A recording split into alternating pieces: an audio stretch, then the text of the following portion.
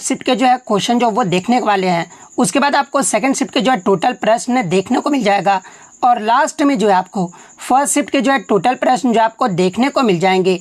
तो third shift में जो आपका पहला क्वेश्चन यहाँ पर आया था कि भारतीय राष्ट्रीय कांग्रेस की जो स्थापना है ना, ये कब और किसके द्वारा जो ये किया गया था।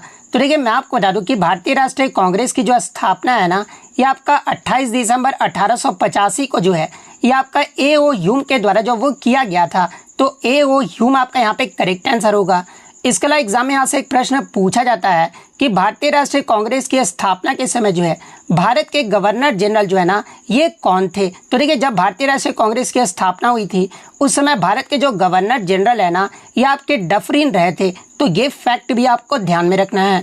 नेक्स्ट क्वेश्चन आपका यहाँ पर आता है कि भारतीय राष्ट्रीय कांग्रेस का पहला जो सम्मेलन है ना, ये कहाँ पर आयोजित किया गया था। तो देखिए भारतीय राष्ट्रीय कांग्रेस का जो पहला अधिवेशन है ना, ये आपका 28 से 31 दिसंबर 1885 तक जो है ये आपके बम्बई के गोकुलदास तेजपाल संस्कृत महाविद्यालय में जो है ये आपका आयोजित किया गया था। तो बम्बई आपका करेक्ट आंसर होगा।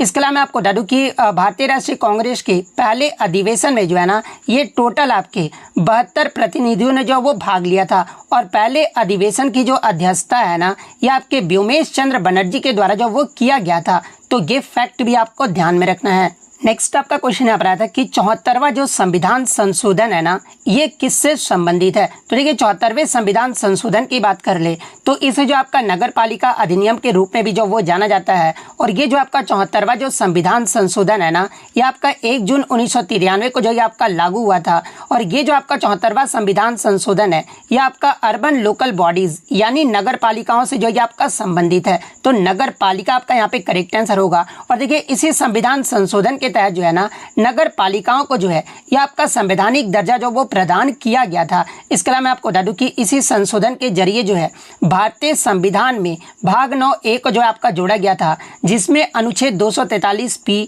और 243ZG तक जो है ये आपके प्रावधान जो वो शामिल है। इसके अलावा मैं आपको बता दूं कि 74वें संविधान संशोधन ने ही जो है भारतीय संविधान में 12वीं अनुसूची को भी जो वो जोड़ा था, जिसमें नगर पालिकाओं के अधिकार क्षेत्र में आने वाले जो है टोटल आपके 18 कार्यात्मक मद भी जो ये शामिल है। तो ये सारे फैक्ट जो आपको ध्यान में रखना है। इसके अलावा एग्जाम में यहाँ से प्रश्न पूछा जाता है कि 74वें संविधान संशोधन के तहत जो है आपके म्यूनिसिपैलिटीज यानी जो आपका यहाँ पर जो नगर निकाय है ना, इनके चुनाव जो है ये किसके द्वारा जो वो किए जाते हैं। तो देखिए म्यूनिसिपैलिटीज के जो चुनाव है ना, ये राज्य निर्वाचन आयोग के द्वारा जो वो कराए जाते हैं। तो ऑप्शन बी राज्य निर्वाचन आयोग आपका करेक्ट आंसर होगा।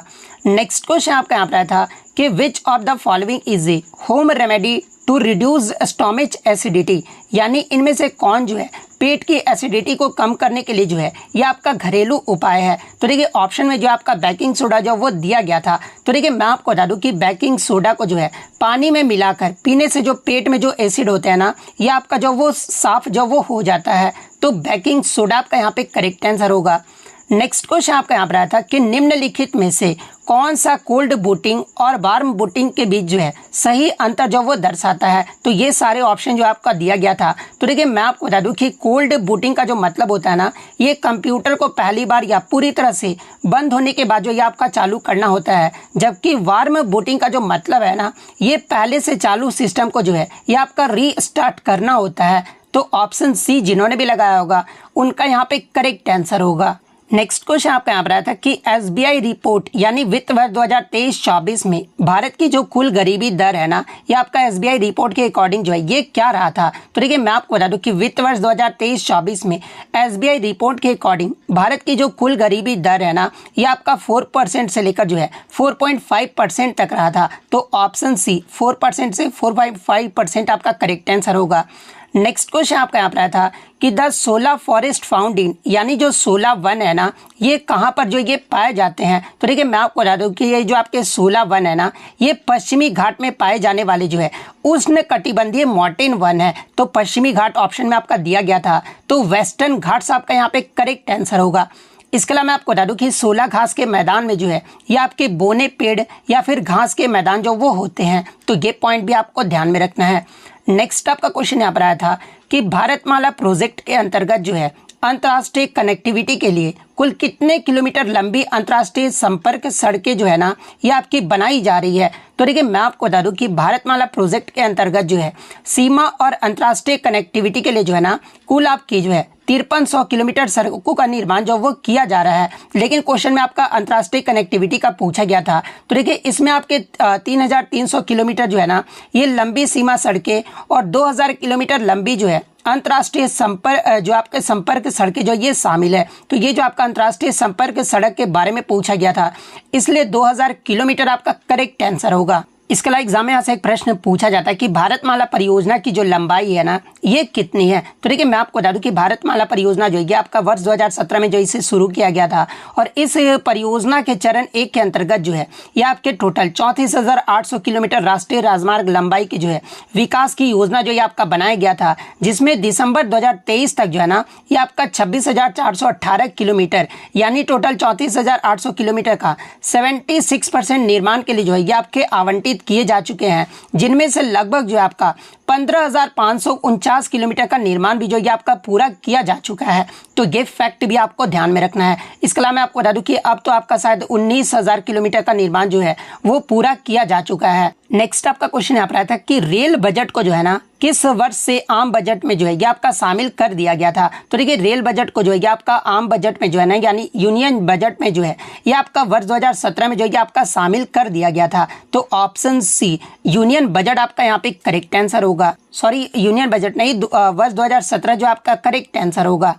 नेक्स्ट आपका यहाँ पर आया था कि गुप्त काल में ग्रामीण प्रशासन यानी रूरल एडमिनिस्ट्रेशन का जो प्रमुख अधिकारी है ना ये कौन होता था। तो देखिए गुप्त काल में ग्रामीण प्रशासन यानी रूरल एडमिनिस्ट्रेशन का जो प्रमुख है ना ये आपका ग्रामिक होता था। तो ऑप्शन बी ग्रामिक आपका यहाँ पे करेक्ट आंसर होगा। नेक्स्ट आपका क्वेश्चन यहाँ पर आया था कि भारत में किस अवधि को जो है ना ये आपका स्थिर जनसंख्या वृद्धि अवधि जो वो कहा जाता है। तो देखिए मैं आपको बता दूं कि 1921 से 1951 का जो दशक रहा था ना इसी अवधि को जो है ये आपका स्थिर जनसंख्या वृद्धि अवधि जो वो कहा जाता है। और तो ये आपका 1921 से 1951 का दशक आपका करेक्ट आंसर होगा।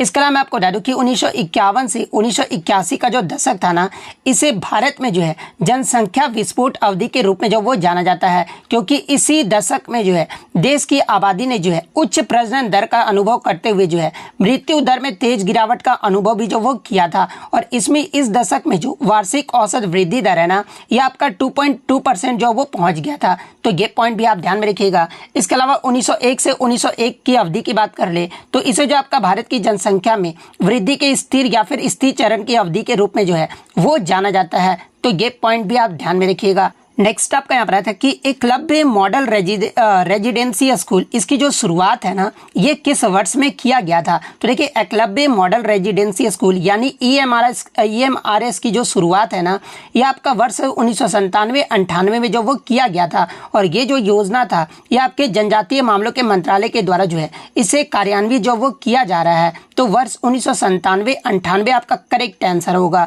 नेक्स्ट आपका क्वेश्चन यहाँ पर आया था कि प्रधानमंत्री नरेंद्र मोदी ने नवंबर 2024 में जो है 17 साल बाद किस पश्चिमी अफ्रीका देश की यात्रा जो वो किए हैं। तो देखिए प्रधानमंत्री नरेंद्र मोदी के द्वारा नवंबर 2024 में जो है 17 साल बाद जो है ना ये आपका नाइजीरिया देश की यात्रा जो वो किया गया है। तो नाइजीरिया आपका यहाँ पे करेक्ट आंसर होगा। नेक्स्ट आपका क्वेश्चन यहाँ पर आया था कि who is the first Indian astronaut set to travel to the international space station on Axiom mission 4 यानी स्वयं सिद्ध मिशन यानी एक्सियोम 4 पर जो है अंतर्राष्ट्रीय अंतरिक्ष स्टेशन की यात्रा करने वाले जो है पहले भारतीय अंतरिक्ष यात्री जो है ना ये कौन है। तो देखिए मैं आपको बता दूं कि एक्सियोम 4 पर अंतर्राष्ट्रीय अंतरिक्ष स्टेशन की यात्रा करने वाले पहले जो भारतीय अंतरिक्ष यात्री है ना ये आपके शुभांशु शुक्ला हैं। तो शुभांशु शुक्ला आपका करेक्ट आंसर होगा। एक क्वेश्चन आपका कंप्यूटर से आया था कि जब आप MS पावर पॉइंट यानी माइक्रोसॉफ्ट पावर पॉइंट में किसी फाइल को डिलीट करते हैं ना तो ये कहाँ पर जो वो जाती है। तो देखिए माइक्रोसॉफ्ट पावर पॉइंट में किसी भी फाइल को अगर आप डिलीट करते हो ना तो ये आपका रिसाइकल बिन में जो वो जाता है। तो रिसाइकल बिन आपका करेक्ट आंसर होगा। नेक्स्ट आपका यहाँ पर आया था कि हिंद स्वराज पुस्तक जो है ना ये किसने लिखी है। तो देखिए हिंद स्वराज जो पुस्तक है ना ये आपके महात्मा गांधी जी के द्वारा जो वो लिखा गया है। तो महात्मा गांधी आपका यहाँ पे करेक्ट आंसर होगा। एक क्वेश्चन जो आपका फिजिक्स में न्यूमेरिकल से आया था कि द्रव्यमान आपका 10 kg है और वेग जो है ना यानी वेलोसिटी जो है ये आपका 5 मीटर पर सेकंड के साथ गति कर रही है, तो वस्तु का जो शुद्ध बल होगा ना ये कितना होगा। तो देखिए वस्तु का जो शुद्ध बल होगा ना वो आपका 0 न्यूटन होगा। और इसका कारण क्यों है 0 न्यूटन होने का, क्योंकि यदि वस्तु स्थिर वेग के साथ गति कर रही है ना तो उसका त्वरण भी जो होता है ना वो आपका 0 होता है, और त्वरण 0 होने पर शुद्ध बल भी जो होता है ना ये आपका 0 होता है, इसलिए 0 न्यूटन आपका करेक्ट आंसर होगा। नेक्स्ट आपका क्वेश्चन यहाँ पर आया था कि 2024 के लिए जो है भारत की शिशु मृत्यु दर यानी इन्फेंट मोर्टेलिटी रेट जो है ना ये कितना रहा है। और मैं आपको बता दूं कि ये जो आपका सेकंड शिफ्ट में जो ये आपका क्वेश्चन आया था, तो देखिए मैं आपको बता दूं कि 2024 में भारत की शिशु मृत्यु दर जो है ना ये प्रति 1000 जीवित जन्मों पर जो है ये आपका 25.8 जो है ना इस बच्चे की जो मौत है वो हो जाती थी। यानी आपका जो इन्फेंट मोर्टेलिटी रेट रहा था ये आपका 25.8 रहा था, तो 25.8 आपका करेक्ट आंसर होगा। इसके अलावा मैं आपको बता दूं कि 2023 में आपका जो आपका शिशु मृत्यु दर है ना ये आपका 26.6% रहा था, तो ये फैक्ट भी आप ध्यान में रखिएगा। इसके अलावा मैं आपको बता दूं कि संयुक्त राष्ट्र के अनुसार भारत में 5 वर्ष से कम उम्र के बच्चों की जो मृत्यु दर है ना ये आपका 2000 से 2023 के बीच जो है ये आपका 70%, और नवजात मृत्यु दर जो है ना ये आपका 61% जो ये आपका कम हुआ है, तो ये पॉइंट भी आप ध्यान में रखिएगा। नेक्स्ट आपका क्वेश्चन यहाँ पर आया था कि which scheduled of the Indian constitution addresses the administration of tribal areas and it includes provision related to the formation of tribal courts. यानी भारतीय संविधान की कौन सी अनुसूची जो है आदिवासी क्षेत्रों के प्रशासन को संबोधित करती है, और इसमें आदिवासी अदालतों के गठबंधन से जो है यह आपका प्रावधान भी जो वो शामिल किया गया है। तो देखिए मैं आपको बता दूं कि भारतीय संविधान की जो 5वीं और 6ठी अनुसूची है ना ये आदिवासी क्षेत्रों के प्रशासन और अनुसूचित जनजातियों के अधिकारों से जो ये आपका संबंधित है, जिसमें अगर 5वीं अनुसूची की बात कर ले तो इस अनुसूची में जो है अनुसूचित क्षेत्रों के प्रशासन और नियंत्रण से संबंधित प्रावधान जो वो शामिल है। और ये जो आपका राष्ट्रपति को कुछ क्षेत्रों को जो है अनुसूचित क्षेत्र घोषित करने का अधिकार भी जो वो देता है, जहाँ प्रशासन और विकास के लिए जो है विशेष प्रावधान जो ये आपके लागू होते हैं। इसके अलावा अगर 6ठी अनुसूची की बात कर ले तो ये जो आपका असम, मेघालय, त्रिपुरा और मिजोरम राज्यों में जो है जनजातीय क्षेत्रों में प्रशासन से संबंधित है, और इन क्षेत्रों में जो है यह आपके स्वायत्ता जो है जिला परिषदों की स्थापना की अनुमति भी जो वो देता है, जो इन क्षेत्रों के प्रशासन में जो है अपनी भूमिका भी जो वो निभाती है। तो अगर क्वेश्चन के अकॉर्डिंग बात कर ले तो आदिवासी अदालतों के गठन से संबंधित प्रावधान जो है ये किस अनुसूची में जो आपका शामिल है, तो ये आपका 6ठी अनुसूची में जो ये आपका शामिल है, तो 6ठी अनुसूची आपका करेक्ट आंसर होगा।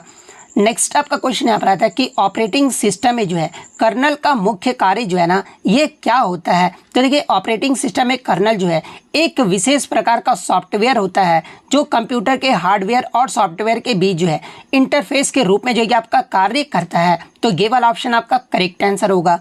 नेक्स्ट आपका क्वेश्चन यहाँ पर आया था कि भारत के पहले दलित उप मुख्यमंत्री जो ये कौन थे, तो ये जो आपका फर्स्ट शिफ्ट में आया था। तो देखिए भारत के जो पहले दलित उप प्रधानमंत्री थे ना, सॉरी यहाँ पे मुख्यमंत्री मैंने पढ़ दिया है, उप प्रधानमंत्री जो है ना ये आपके बाबू जगजीवन राम थे, तो बाबू जगजीवन राम आपका करेक्ट आंसर होगा।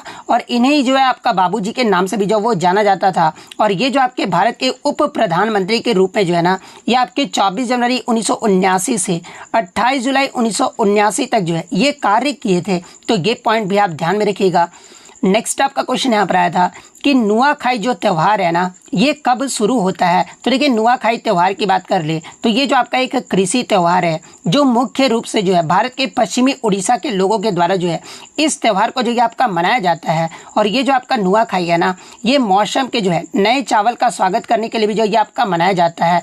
और नुआखाई त्यौहार को जो है ये आपका हिंदू कैलेंडर के अनुसार जो है ये आपका भाद्रपद या फिर भाद्रवा यानी अगस्त सितंबर के महीने में जो है चंद्र पखवाड़े की पंचमी तिथि यानी 5वें दिन जो है इसे मनाया जाता है। और ये जो आपका नुआखाई जो त्यौहार है ना ये गणेश चतुर्थी के त्यौहार के जो है अगले दिन जो इसे मनाया जाता है। तो आपसे ऑप्शन में पूछा गया था कि कब शुरू होता है, तो अगस्त सितंबर आपका करेक्ट आंसर होगा, या फिर हो सकता है कि ऑप्शन में आपका भाद्रपद जो वो दिया गया होगा। तो इन दोनों में से आपका जो भी दिया गया होगा वो आपका करेक्ट आंसर होगा।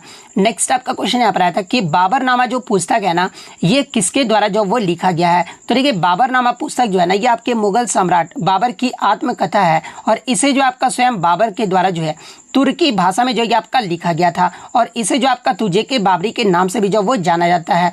इसके अलावा एग्जाम में प्रश्न बनता है कि तुजुक बाबरी को जो है फारसी भाषा में जो अनुवाद है ना, ये किसके द्वारा जो वो किया गया था? तो ये आपके अब्दुल रहीम खान खाना के द्वारा जो वो किया गया था।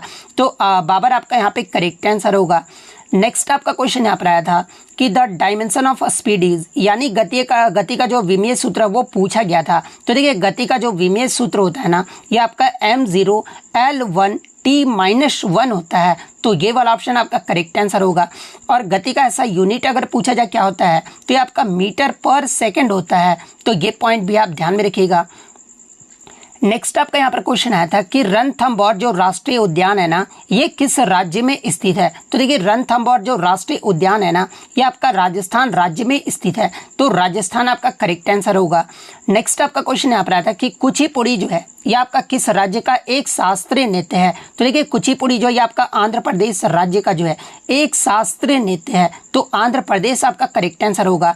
इसके अलावा मैं आपको बता दूं कि भारत में आपके कितने शास्त्रीय नृत्य हैं? तो देखिए संगीत नाटक अकेडमी के द्वारा जो है टोटल आपके 8 शास्त्रीय नृत्यों को दर्जा जो वो दिया गया है। और 8 शास्त्रीय नृत्य कौन कौन से हैं? तो देखिए भरतनाट्यम जो है ना, ये आपका तमिलनाडु राज्य का एक शास्त्रीय नृत्य है। कथकली की बात करें तो ये आपका केरल का है। मोहिनी अट्टम भी जो है ये आपका केरल राज्य का है।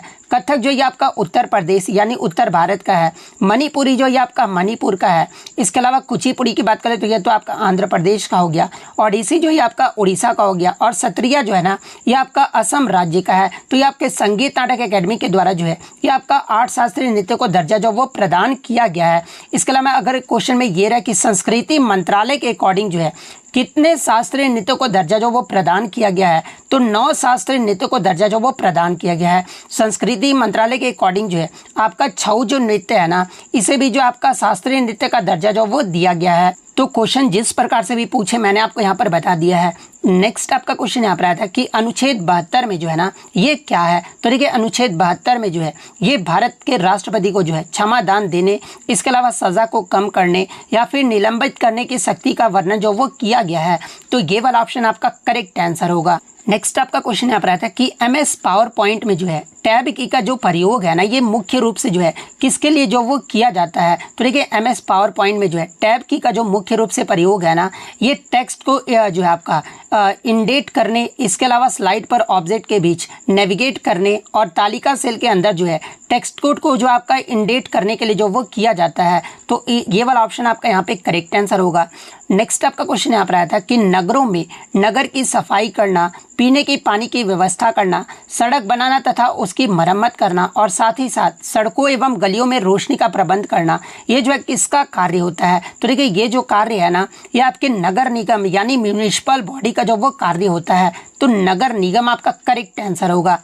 नेक्स्ट आपका क्वेश्चन यहाँ पर आता है कि जमीन संपत्ति से जुड़े मामले ये जो है कौन देखता है? जहाँ पे ऑप्शन में आपका दीवानी न्यायालय, फौजदारी या फिर राजस्व न्यायालय जो वो दिया गया था। तो देखिए मैं आपको बता दूं कि संपत्ति और जमीन के जो रिकॉर्ड और दस्तावेज का जो प्रबंधन है ना और रख रखाव जो है ये राज्य सरकार की राजस्व विभाग के द्वारा जो वो किया जाता है। और ये जो जानकारी है ये जमीन की बिक्री या फिर खरीद से संबंधित मामलों में भी जो है ये आपका मदद करता है। तो राजस्व विभाग आपका करेक्ट आंसर होगा। इसके अलावा मैं आपको बता दूं कि भारत में संपत्ति विवादों का जो निपटारा है ना, ये आपके आमतौर पर जो है सिविल अदालतों में जो ये आपका किया जाता है, जिसमें आपके जिला न्यायालय, उच्च न्यायालय जो है शामिल होते हैं तथा सर्वोच्च न्यायालय में भी जो है अपील की संभावना भी जो वो की जाती है। तो ये पॉइंट भी आपको ध्यान में रखना है। नेक्स्ट आपका क्वेश्चन यहाँ पर आता है कि कौन सा राज्य जो है इनमें से कौन सा राज्य जो है तटीय सीमा नहीं बनाता है? तो देखिए मैं आपको बता दूं कि ये जो आपका राजस्थान राज्य है ना, ये तटीय सीमा जो वो नहीं बना